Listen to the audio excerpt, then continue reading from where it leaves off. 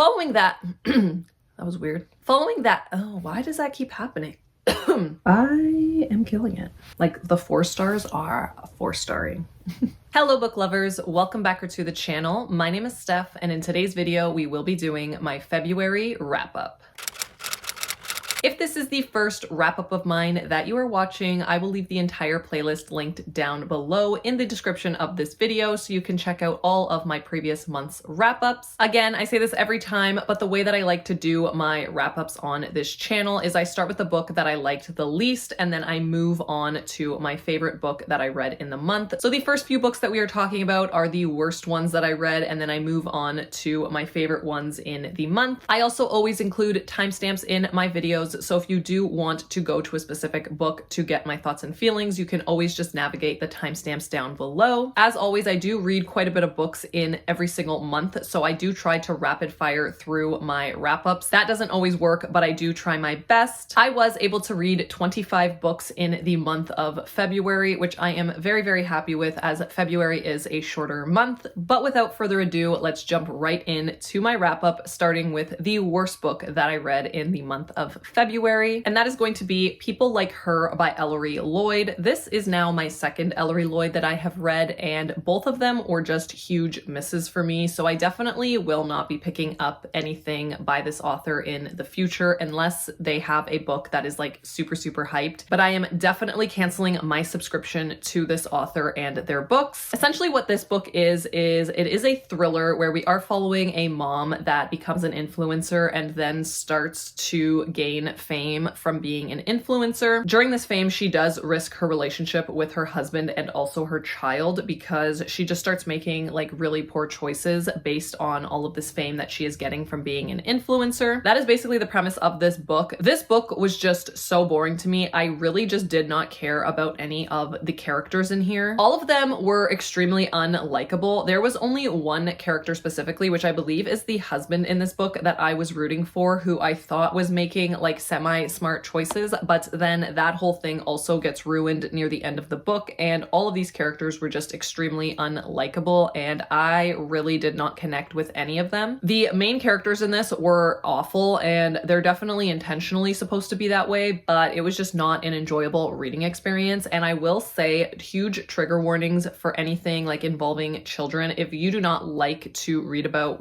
children, but also just like negative things that can happen with like pregnancy and kids in general, then I definitely would steer clear from this one. And I did end up giving this a 2.5 stars out of 5. Then I read These Hollow Vows by Lexi Ryan. This is a YA fantasy where we are following a main character who is trying to rescue her sister from the Sealy court. She also has a task of stealing these magical relics as well. There is a love triangle going on in here, and I did read this for Tackle My TBR episode 9, so I will leave that linked down below as well. As always, I won't give you guys my thoughts in my wrap-up because you can just go and watch that video if you are interested in what I thought about this book, but this was just a flop for me and the worst book I read for that video, and for those reasons, I did also end up giving this one a 2.5 stars out of 5. Following that, I did pick up Lovesickness by Junji Ito. This one I am so sad about because Junji Ito is like definitely my favorite horror manga like artist and writer that I read from, and this was just such a huge disappointment. Like, I have pretty much loved everything that he has written, but this one just really did not work for me. I found that the story was very, very repetitive, and a lot of the like things that were happening were also really repetitive. This is definitely my least favorite that I have read by him. If you don't know, this is a horror manga where it is a collection of short stories, but a lot of these stories, especially in the beginning, do connect. So it is almost like a story, but they are broken down into each individual like short stories. Again, this one just really didn't make me feel anything, and I am super sad about it because this is probably one of the more disappointing books that I have read because I just had such high hopes for it. Then I read They Were Here Before Us by Eric LaRocca. This is a novella that is written in different like very short stories. I can't even really tell you what this book is about because it is like really, really short. I believe it's only about 100 pages, and again, it is different like little stories that should be read to form a cohesive story. All I I know about this is that I was very confused while I was listening to this book, and it also is very like descriptive and gory. So if you do not like that, then I definitely would not recommend this book to you. Again, I feel like I was personally very, very confused with this story. I didn't really understand a lot of what was going on, but I did like enjoy the horror elements that this book did give me. So for those reasons, I ended up giving this one a 3 out of 5 stars. Following that, I do have The King of Crows by Libba Bray. This is the last book in the Diviners series. This is book number 4 in that series, so I will not give you what this book specifically is about, but book 1, it is a like YA fantasy. We do follow our main character Evie, who does have a special ability. She has to go and live with her uncle, who also like has this shop of like curiosities. It is like such a cool setting, book 1. I absolutely loved book 1. I don't really hear many people talking about this series anymore. It does take place in like the 1920s in New York City, and the series as a whole was really, really good. This book, I was warned, is the worst in the series. I heard that a lot really does not happen. It is super, super long for nothing really happening, and I would have to agree, but I do have to say that I just really enjoyed being back in this world and also back with these characters. I personally just feel like this book was way too long. Like, I remember listening to the audiobook for this over an entire day, and I looked at my progress and I was literally only like 30% into the story, and that just felt like such a like defeat on me, because I really just wanted the story to progress and it just was not progressing, and it was just so long and drawn out where I didn't feel like it needed to be, because to be honest, not a lot was really going on in this book. I was out of this world and this entire series for so long, so this definitely could be a me issue, but just based off of like all of the reviews, I don't think that it is. I truly do think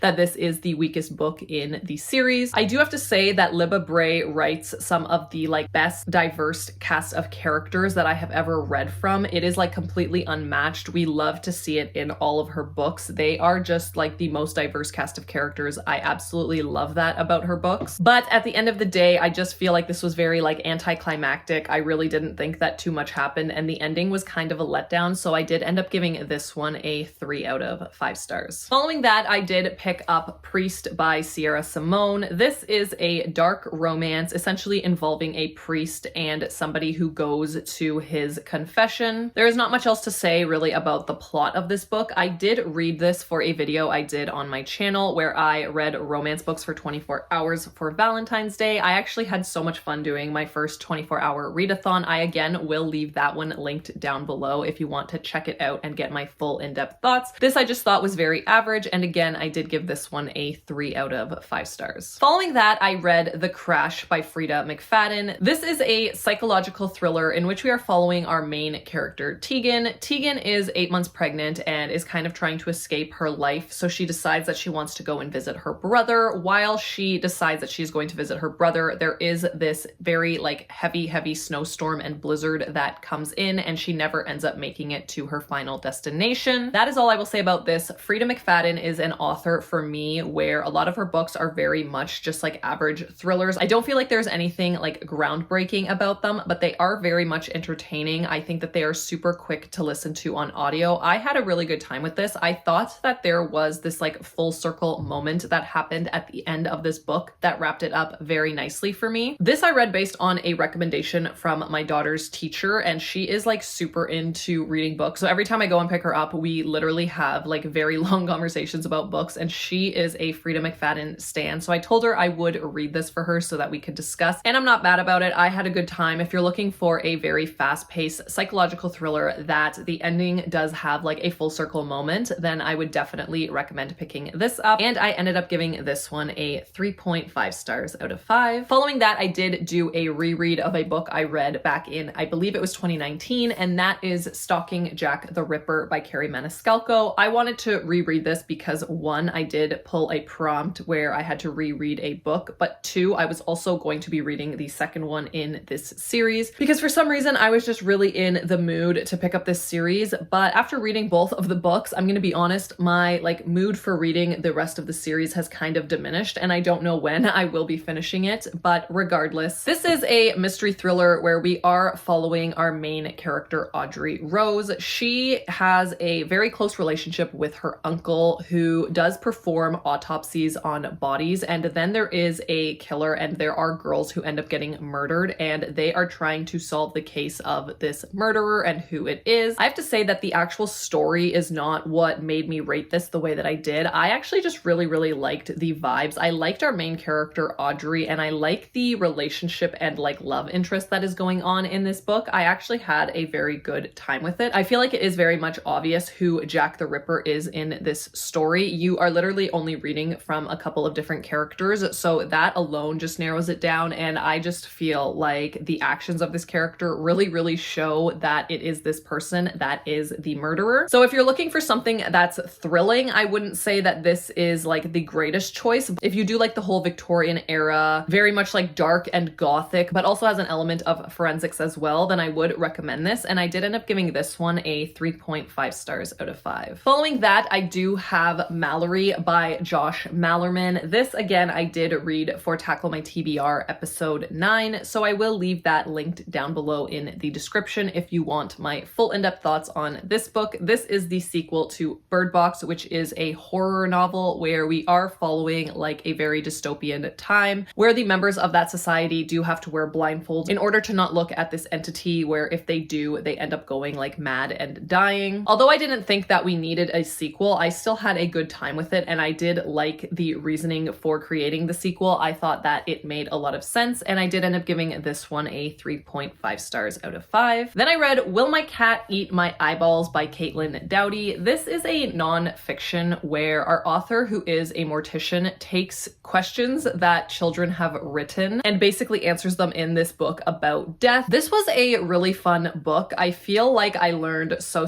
much, but I do feel like the chapters dragged on in certain sections. Like there was an entire section where she is talking about like death and space, and I feel like near the end I was kind of just like, okay, we get it. Like this is enough space talk. I'm ready to move on to like the next topic of conversation. But overall, I had such a fun time with it. I just think it's so funny when you hear the questions that kids have surrounding death and like what they think about it, and her being able to answer certain things. There was definitely things that I learned, and definitely some like very shocking things that you would be very surprised about. So if you are looking for a very quick nonfiction, I would end up recommending this to you. And I did end up giving this one a 3.75 stars out of 5. Then I read First Time Caller by B.K. Borison. This I believe is my first book by this author, and this is a romance novel where we do follow two main characters. So we follow Aiden and Lucy. Aiden is the host of a radio station, and Lucy's daughter basically calls into this radio station saying that she needs help finding love for her mom. So Aiden runs this whole like segment on her mom, Lucy, and she does agree to doing this, and then that whole interview goes viral, and then a lot of people are very much interested in dating Lucy. This does say it is like a Sleepless in Seattle love story, which I have never seen, so I cannot really speak to the comparisons. I just know that there was a lot in this book that I really did enjoy, like the relationship between Lucy and her ex Grayson, where they share a child. I thought that that relationship was so much fun. I don't know why, but I really just like the way that they co-parented and how they remained like really good friends. So there were a lot of aspects of this romance that I really liked. I just feel like the whole miscommunication, third act breakup, whole debacle in this book just could have been completely avoided, but I truly feel like that about most of the romance books that I read, so it's not really fair for me to judge them based on that, because I do expect that most of the time. Nothing wrong with this book, but nothing like super stand out to me, and I did end up giving this one a 3.75 stars as well. I will also mention that I did buddy read this with some of my besties, and that was just the best time ever, because we used to run a book club here on BookTube, and we just kind of created this like group chat on Fable where we could buddy read books together, and I am just back in my like bestie buddy reading era, and I am living for it because I just am obsessed with talking about books with my friends. So that did add another element that I really enjoyed about this book, but again, I did give this one a 3.75 stars out of 5. Following that, I did pick up Hunting Prince Dracula by Carrie Maniscalco. This is book 2 in the Stalking Jack the Ripper series. This one was really fun because we do get a completely different setting. We do get a school setting. So Audrey does attend this school where she is the only female at this forensics school, and then a lot of things start happening. I do believe that the school is like this castle in Romania, so it is just giving all of these like Dracula vibes. I had had so much fun with the vibes of this book. I do feel like I got a little bit lost in the story near the end because I was starting to just not care as much, but I did end up enjoying this one better than the first book in this series. I feel like the relationship between Audrey and Thomas in this book is just one of my favorites that I have read in a like YA book in a very long time. I feel like he is just the sweetest cinnamon roll ever, and I love the way that he like shows his love for Audrey. And there was definitely some really high stakes going on in this book, a lot more than book one, and this one definitely wasn't as obvious who was doing all of the things in this book. So for those reasons, I did end up giving this one a 3.75 stars as well. Then I picked up Twisted Games by Anna Huang. This I picked up for that 24-hour readathon that I did for Valentine's Day. Again, I will leave that linked down below if you want my full in-depth thoughts. This is book 2 in the Twisted series. This is a bodyguard romance if you are interested in that, and I did end up giving this a 3.75 stars. The next book I have to talk about is The Lion Women of Tehran by Marjan Kamali. This is a historical fiction where we do follow our main character, Ellie. Ellie's father unexpectedly passes away, and Ellie and her mother do have to uproot their life and go live in this very small town where she does meet a main character named Homa. The two of them do form a very quick friendship and connection, but then everything is kind of like turned on its head when her and her mother do have the opportunity to go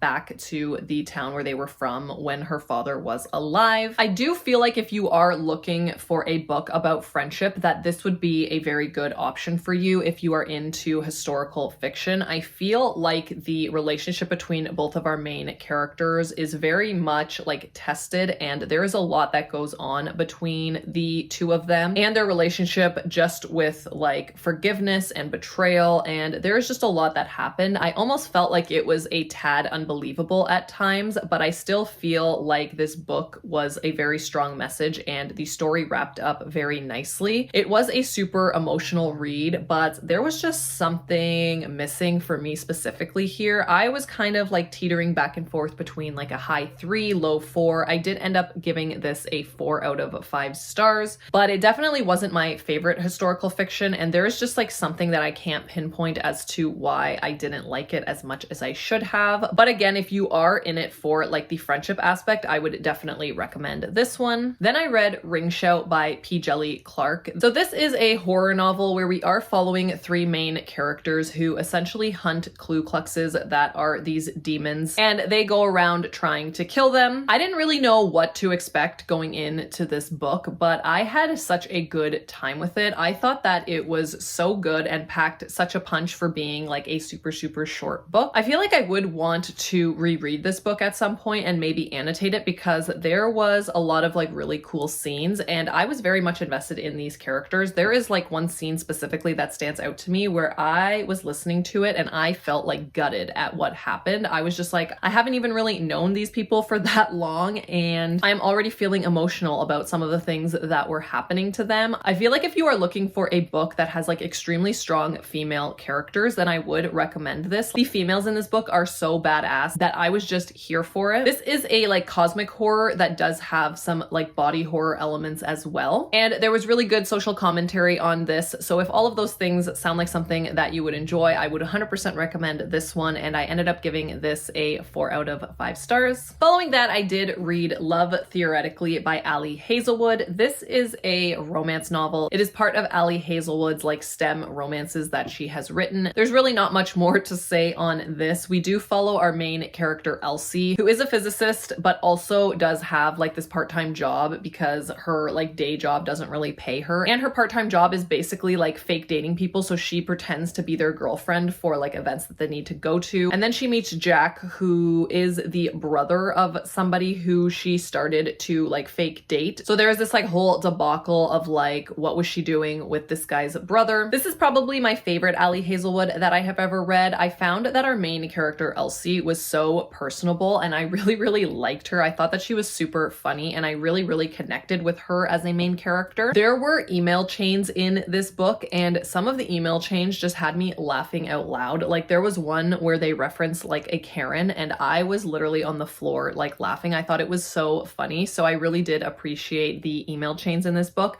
I did find that the chapters were really long in this. If I was to physically read this, I feel like the story would definitely drag drag on just based on like how long the chapters were. The ending did feel a little bit flat for me in this book. There is a reveal that happens with a friend, and I just remember thinking like, really, that is the reveal? And then also there is a lot of size difference talk in this book about how she is really small, he is like really, really big. So if that is not something that you like, I definitely wouldn't recommend this one because they do talk about it quite a bit. But again, this is probably my favorite Ali Hazelwood that I have read, and I did end up giving this one a 4 out of 5 stars. Then I picked up The Nature of Witches by Rachel Griffin. This I did read for Tackle My TBR episode 9. Again, if you want my full in-depth thoughts on this book, you can check that out. I had a very good time with it, which I was very surprised because this is a book that I forgot I owned, and I definitely would never have picked this up on my own. This is a YA fantasy where we do follow our main character, who is something called an Everwitch, where she is able to control her magic in each season of the year, whereas normal witches that are not Everwitches can only control it during certain seasons. I had a really good time with this. Again, I did read that for Talk My TBR if you want my full in-depth thoughts, and I did end up giving this one a 4 out of 5 stars. The next book I have to talk about is Two Can Play by Ali Hazelwood. This I didn't realize was only on audio. You actually cannot get a physical copy of this book, so this is just a strict audio book. This is a contemporary romance. It is enemies to lovers. We do follow our two main characters